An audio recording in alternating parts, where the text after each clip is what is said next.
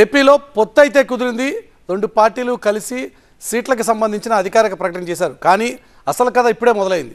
పొత్తు కుదిరింది కానీ సీట్ల లెక్క మాత్రం ఇప్పటికీ పెద్ద రచ్చనే మిగులుస్తోంది.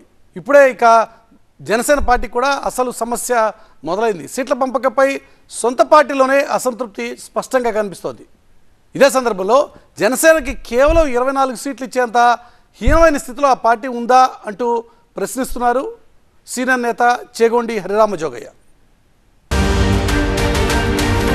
టీడీపీ జనసేన సీట్ల పంపకంపై ఏపీలో రాజకీయ రచ్చ జరుగుతోంది.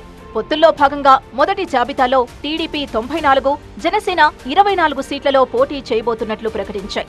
అయితే జనసేన కేవలం 24 అసెంబ్లీ, 3 పార్లమెంటు తీసుకోవడంపై సొంత పార్టీ నేతల్లో అసంతృప్తి మొదలైంది. దీనిపై జనసేన ప్రధాన కార్యదర్శి బొలిశెట్టి సత్యనారాయణ ఆసక్తికర వ్యాఖ్యలు చేశారు. గౌరవప్రదమైన సీట్లంటే కనీసం 40 అసెంబ్లీ, 5 పార్లమెంటు స్థానాలు దక్కడమేనని అన్నారు. ప్రకటించకుండా మిగిలిన 57 స్థానాల్లో 16 అసెంబ్లీ సీట్లు, 2 పార్లమెంటు టికెట్లు కావాల్సిందేనని అన్నారు.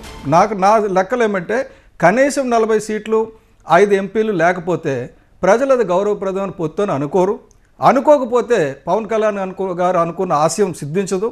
దాని గురించి అధికారంలో షేరింగ్ ఏంటి, పవన్ కళ్యాణ్ గారికి ఏ రకమైన అధికారం ఇస్తారు, ఇవన్నీ కూడా పైకి చెప్పాల్సి వస్తుందండి. ఎన్నికల ముందే చెప్పాల్సి వస్తుంది. రాకపోతే ఏమంటే ఈ ఓట్ షేరింగ్ అనేది జరగడం చాలా కష్టం.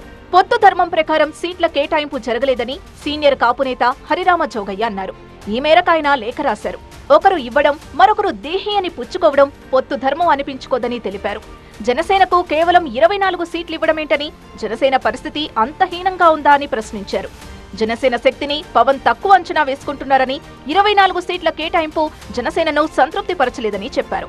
జనసేన శ్రేణులు రాజ్యాధికారంలో గౌరవవాటా కోరుకుంటున్నారని, పవన్ ను 2.5 ఏళ్లు సీఎంగా చూడాలనేది వాళ్ల కోరిక అని హరిరామజోగయ్య తెలిపారు. పార్టీ శ్రేణుల్ని సంతృప్తి పరచకుండా వైసీపీని ఎలా ఓడించగలరని లేఖలో పేర్కొన్నారు. మరోవైపు జనసేన సీట్ల సంఖ్య వ్యవహారం అధికార వైసీపీకి సరికొత్త అస్త్రంగా మారనుందా అనే చర్చ కూడా జరుగుతోంది. ముష్టి 24 సీట్ల కోసం పవన్ కళ్యాణ్ చంద్రబాబుతో కలవడం ఎందుకని వైసీపీ నేతలు విమర్శలు గుప్పిస్తున్నారు. చంద్రబాబు కోసమే పవన్ కళ్యాణ్ రాజకీయాలు చేస్తారనే తమ వాదన మరోసారి నిజమైందని ఆరోపిస్తున్నారు. పవన్ కళ్యాణ్ అనే వ్యక్తి, కొణిదెల పవన్ కళ్యాణ్ అనే ఒక రాజకీయ నాయకుడు కాదు. అతను రాజకీయాలు చేయాలని రాలేదు. అతను ఈ రాష్ట్రంలో ప్రజలకు మేలు చేయాలని రాలేదు. అతను వచ్చింది కేవలం చంద్రబాబు నాయుడు గారిని బ్రతికించాలనేటువంటి ప్రయత్నం.